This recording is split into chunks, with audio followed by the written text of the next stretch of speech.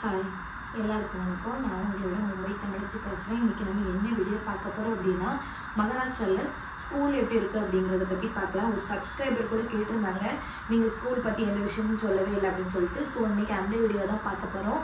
உங்களுக்கு என்னோட சேனல் பிடிச்சினா என்னோட சேனலை மறக்காமல் சப்ஸ்கிரைப் பண்ணிடுங்க, ஷேர் பண்ணிடுங்க, கமெண்ட் பண்ணிடுங்க, லைக் பண்ணிடுங்க, மறக்காமல் பெல் பட்டனை கிளிக் பண்ணிடுங்க. அப்போ தான் நான் போடுற வீடியோ நீங்கள் உடனே பார்க்க முடியும்.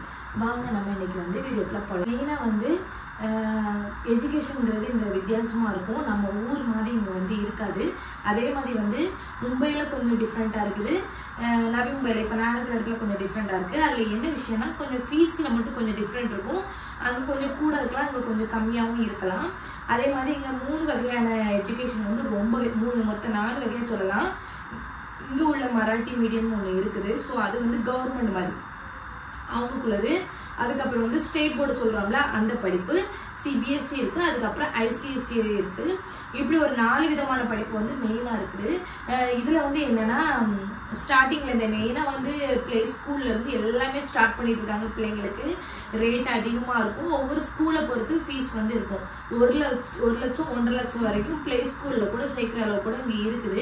பைசா கூட அந்த ஸ்கூலோட தரமும் கொஞ்சம் கூடவே இருக்கும் அப்படின்னு சொல்லலாம். ஏன்னா ரொம்ப பெஸ்ட்டான ஸ்கூலில் ஃபீஸ் அதிகமாக தான் இருக்கும். வருஷத்துக்கு 1.5 லட்சம் 2 லட்சம் கெட்ட மூச்சில் கண்டிப்பாக அது ரொம்ப பெஸ்ட்டான ஸ்கூல், பெரிய ஸ்கூல். அதில் பேரண்ட்ஸ் கண்டிப்பாக படிச்சிருக்கணும், பேரண்ட்ஸ்க்கு இங்கிலீஷ் தெரியணும் அப்படின்னு நிறைய ரூல்ஸ் இங்கே வச்சுருப்பாங்க. ஸோ இதுவும் ஒரு சைடு இருக்குது. அடுத்து இன்னொரு விஷயம் என்னன்னா, 11th 12th இங்கே காலேஜ் அப்படின்னு சொல்லுவாங்க. நம்மளாம் டிகிரி 12th முடிச்சுட்டு அப்புறம் போகிறதா டிகிரி காலேஜ்னு சொல்லுவோம். இங்கே 11th 12th காலேஜ்னு சொல்லிடுவாங்க.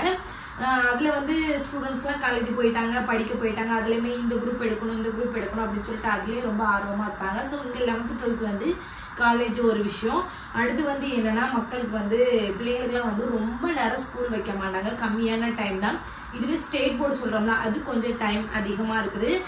காலையில் ஒரு 6 மணிக்கு போனால் ஈவினிங் ஒரு 3 o'clock, இல்லைன்னா 7 மணினா 4 o'clock. அது கொஞ்சம் லாங் டைம் தான் ஸ்டேட் போர்டில். அதுவே சிபிஎஸ்சி போர்டில் இப்போ எப்படி இருக்குன்னா, என்னோட பையன் 2nd standard படிக்கிறான். அவனுக்கு இப்போ எஜுகேஷன் எப்படி இருக்குது அப்படின்னா, காலையிலே அவனுக்கு கிடையாது. அதனால் நான் பிழைச்சேன். மதியம் ஸ்கூல் டைமிங் எப்படி இருக்குது அப்படின்னா, அவனுக்கு 12:50 அவனுக்கு கரெக்டாக ஸ்கூல் ஸ்டார்ட் ஆகுது. 5:50 ஸ்கூல் முடிஞ்சிடும். இவ்வளோ தான் ஃபுல் டே. அவனுக்கு ஆஃப் டேனா இதில் பாதி தான் இருக்கும். இதுலேயே இடையில சாப்பாடுக்கும் கொஞ்சம் டைம் உண்டு. ஸோ இப்படி ஸ்கூலில் இருக்குது. அதே மாதிரி இப்போ ஸ்டேட் போர்டு இருக்குன்னா, ஸ்டேட் போர்டில் எல்லா ஆக்டிவிட்டிஸ் இருக்குமா அப்படிங்கிறது எனக்கு தெரியலை. மெயினாக ஸ்போர்ட்ஸ்க்கு நம்ம தனியாக பைசா கொடுத்து சேர்த்துக்கலாம். ஆனால் இங்கே இப்போ ஆரம்பம் படிக்கிற ஸ்கூலில் ஸ்போர்ட்ஸ்க்கு நான் தனியாக பைசா கொடுத்து சேர்த்தேன்னா, அதுக்கு நான் தனி டைமில் அவனை அனுப்பி கோச்சிங் எல்லாம் பண்ணணும் அப்படிங்கிற மாதிரி ஒரு மெத்தட் இருக்குது. அடுத்து என்னென்னா, ஆனுக்கு ஸ்விம்மிங் இருக்குது. அதேமாதிரி லைப்ரரி, அப்புறம் மியூசிக், அது எல்லாமே தனித்தனியாகவும் இருக்குது. ஆனால் ஸ்விம்மிங் ஸ்கூல்லே சேர்ந்துடும். நான் கொடுக்குற ஃபீஸ்லேயே அவனுக்கு போகிற மாதிரி இருக்கும். மற்றது எக்ஸ்ட்ரா ஆக்டிவிட்டி நான் எக்ஸ்ட்ரா பைசா பே பண்ணி அவனுக்கு பண்ணுற மாதிரி இருக்கும். அதே மாதிரி இங்கே ப்ரைமரினா இப்போ நம்ம சொல்லுவோம்ல, ப்ரீகேஜி, எல்கேஜி, யூகேஜி. இது நம்ம ஊரில். இங்கே என்னென்னா, primary, junior KG, senior KG அப்படின்னு சொல்லுவாங்க. ஸோ இந்த 3 இருக்குது. இந்த 3லையுமே கண்டிப்பாக 1 lakh டொனேஷன் மாதிரி ஃபர்ஸ்ட் நாங்கள் கண்டிப்பாக கட்டியே ஆகணும். எல்லாருமே கண்டிப்பாக இது கட்டணும். ஏன் ஃபர்ஸ்டே கட்ட சொல்கிறாங்க, நம்ம திடீர்னு ஒரு பெஸ்ட் ஸ்கூல் கிடச்சா நம்ம அங்கே போயிடுவோம் அப்படிங்கிறதுனால அவங்க ஸ்டார்டிங்கில் கண்டிப்பாக அந்த பைசாவை நீங்கள் கட்டணும் அப்படின்னு சொல்லிடுவாங்க எப்போவுமே. அதனால ஃபர்ஸ்ட் எந்த ஸ்கூல் எடுத்தாலுமே, இப்போ பார்த்தா என் பையனுக்கு நான் ஃபர்ஸ்ட் ஸ்டேட் போர்டில் தான் போட்டிருந்தேன். எப்போனா ஜூனியரில் போட்டிருந்தேன். அப்போ அவனுக்கு 1 lakh நான் கட்ட வேண்டியது இருந்தது. என்னென்னா டொனேஷன் மாதிரி கட்ட வேண்டியது இருந்து. அதுக்கப்புறம் சீனியருக்கு நான் இப்போ சிபிஎஸ்சி ஸ்கூல் மாற்றினேன். அப்பவும் நான் 1 lakh அவனுக்கு டொனேஷன் கட்ட வேண்டியது இருந்தது. அதுக்கப்புறம் சீனியரில் ஃபீஸ்ன்னு சொல்லுவாங்க. ஆனால் அதுவுமே எனக்கு கொஞ்சம் அதிகமாக தான் இருக்குது. இப்போ பார்த்தா இந்த வருஷம் எனக்கு 62,000 அவனுக்கு ஃபீஸ் மட்டும் கட்ட வேண்டியது இருக்குது. அதே மாதிரி ஐசிசிலையும் இருக்குது. அவங்களுக்கு எப்படின்னா ஒரு 1 லட்சம் 1.5 லட்சத்துக்குள்ள இருக்கும். அவங்களுக்கு ஃபீஸ் வந்து இங்க கொஞ்சம் அதிகம் தான். இதுவே மும்பை கம்பேர் பண்ணும்போது நான் இருக்க இடத்துல நவி மும்பையில வந்து கொஞ்சம் கம்மி தான். மினிமம் ஒரு 2 பிள்ளைங்க இருந்தா கூட கொஞ்சம் நீட்டா வந்து படிக்க வைக்கலாம். இது மும்பையில இங்க முச்சும் கொஞ்சம் கஷ்டமா தான் இருக்கும். ஏன்னா நார்மல் வந்து சிபிஎஸ்சி ஸ்கூல்ல அங்க வந்து ரேட் கொஞ்சம் அதிகம் தான். ஸோ நம்ம கொஞ்சம் பெஸ்டான்னு பார்ப்போம். இப்போ வந்து நான் ரேயான் வந்து கொஞ்சம் எல்லா இடத்துலயுமே பேர் வாங்கினது. இந்தியன்ல எல்லா ஸ்டேட்லயுமே ரேயான் ஸ்கூல் வந்து இருக்கும். ஸோ அதுக்காக மட்டும்தான் வந்து ரேயான் சேர்த்தேன்.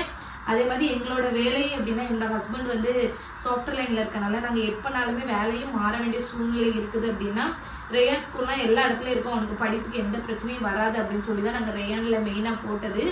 ஆனா வந்து எந்த இடத்துல எஜுகேஷன் நல்லா இருக்கும் அப்படின்னா, எனக்கு மும்பையில வந்து எஜுகேஷன் வந்து ரொம்ப நல்லா இருந்த மாதிரி தோணுது.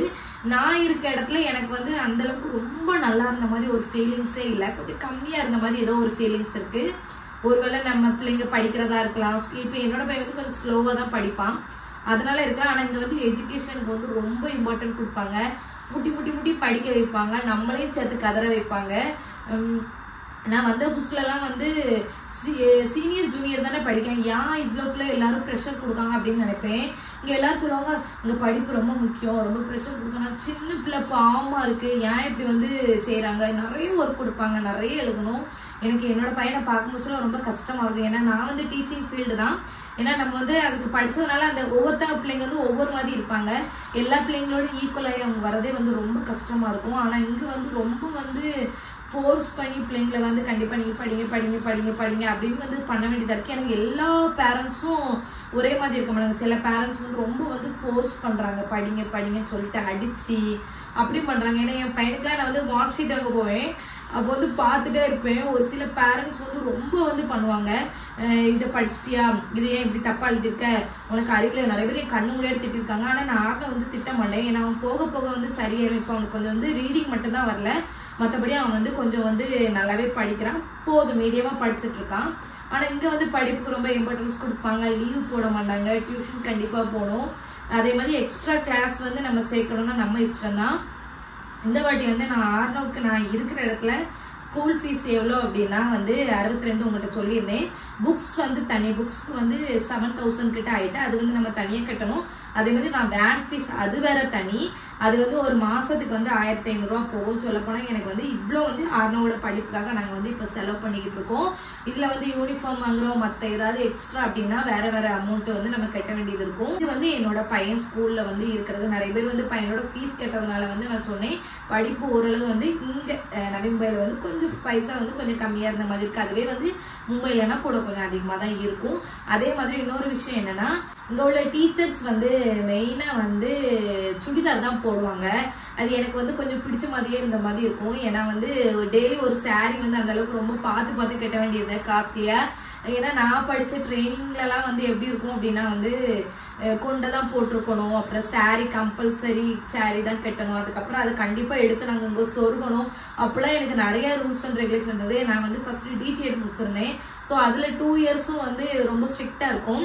அதுக்கப்புறம் நான் போகும் பிஎட்டுமே வந்து 2 இயர்ஸ் ஆயிட்டு, அதுவுமே வந்து சாரீ கட்டணும் அப்படிங்கிற மாதிரி தான் நமக்கு உண்டு. சாரீலே வந்து எல்லா ஆக்டிவிட்டீஸும் இருக்கும். பட் இங்கே உள்ள டீச்சர்லாம் ரொம்ப ஃப்ரீயாக ஜாலியாக இருக்காங்க. அதை பார்க்கும்போது நினச்சேன் எங்கள் உள்ள டீச்சர்ஸ்லாம் ரொம்ப அழகாக இருக்காங்க அப்படின்னு சொல்லிட்டு. ஏன்னா வந்து அவங்க சுடிதார் தான் போடுவாங்க, அவங்க கண்டிப்பாக ஷால் போடணும் அப்படிங்கிற தேவையே கிடையாது. அதேமாதிரி இன்னொரு விஷயம் என்னன்னா, அவங்க வந்து ஃப்ரீ ஹேர் தான் விட்டுருப்பாங்க. அதேமாதிரி இன்னொரு விஷயம் என்னன்னா, அவங்க லிப்ஸ்டிக் போடலாம், அவங்க என்னனாலும் மேக்கப் பண்ணலாம். இங்கே உள்ள டீச்சர்ஸ்க்குலாம் வந்து நிறைய ரெஸ்ட்ரிக்ஷன் கிடையாது. ஆர்னோட டீச்சர்லாம் லிப்ஸ்டிக்ல தான் இருப்பாங்க. நான் பார்க்கும் போதுலாம் first standard teacher full lipstick தான், பிளவுஸ்லாம் டிசைனாக ஹேண்டுக்கெலாம் தச்சிருப்பாங்க. பார்ப்பேன் நம்ம ஒரு டீச்சரும் இங்கே உள்ள டீச்சரும் இவ்வளோ வித்தியாசமாக இருக்காங்க அப்படின்னு சொல்லிட்டு. ஸோ டீச்சர்ஸ்லேயுமே நிறைய வித்தியாசம் இருக்குது. ஏன்னா இது வந்து ஒரு மராட்டி மீடியம், அவங்க கவர்மெண்ட் தான், பட் அவங்க டெய்லி வந்து குர்த்தா தான் போட்டுட்டு போங்க என் கண்ணு முன்னாடி. அப்போவே நினச்சேன் கவர்மெண்ட்னால இங்கே வந்து சுடிதார் தான் போட்டு போகிறாங்க. ஆனால் இதில் ஒரே ஒரு விஷயம் என்னன்னா, நான் வந்து காமராஜர் ஸ்கூலில் வந்து கொஞ்சம் நோட் பண்ணேன், எங்கன்னா நம்ம தாராவியில். ஸோ அங்கே நிறைய டீச்சர்ஸ் வந்து தமிழ் ஸ்கூலில் வந்து சாரீ தான் உடுத்துட்டு போகிறாங்கன்னு நினைக்கிறேன்.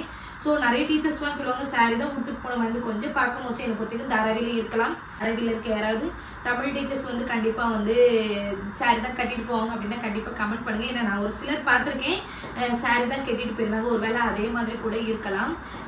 இப்போ வந்து ஓரளவு ஸ்கூல் பற்றி சொல்லியிருப்பேன். இன்னும் ஏதாவது டவுட் இருந்துச்சு, ஏதாவது கொஸ்டின் இருந்துச்சு அப்படின்னா வந்து நீங்கள் எனக்கு வந்து கமெண்ட் பண்ணுங்க. ஸோ நான் அதை பற்றி அடுத்த ஒரு வீடியோவில் வந்து நான் போடுறேன்.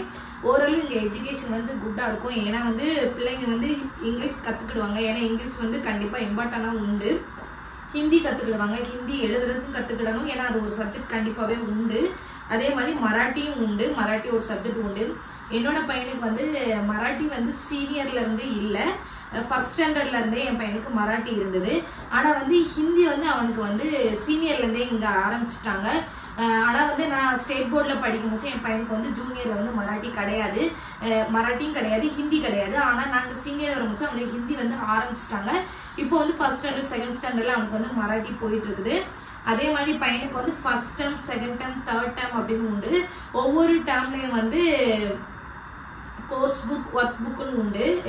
இங்கிலீஷ் அப்புறம் வந்து இவிஎஸ் மேக்ஸ் 3 ஒரே புக்கில் இருக்கும். அதே மாதிரி டேர்ம் 2க்கு இருக்கும், டேர்ம் 3க்கு இருக்கும். அதே மாதிரி ஹிந்திக்கும் வந்து 3 டேர்முக்கு வந்து புக் வந்து மாற்றிட்டே இருப்பாங்க. ஆனால் மராட்டி புக் வந்து ஒன்று தான் இருக்கும். அந்த ஒரு புக்கை தான் வந்து ஒரு இயருக்கு ஃபுல்லாமே யூஸ் பண்ணுற மாதிரி இருக்கும்.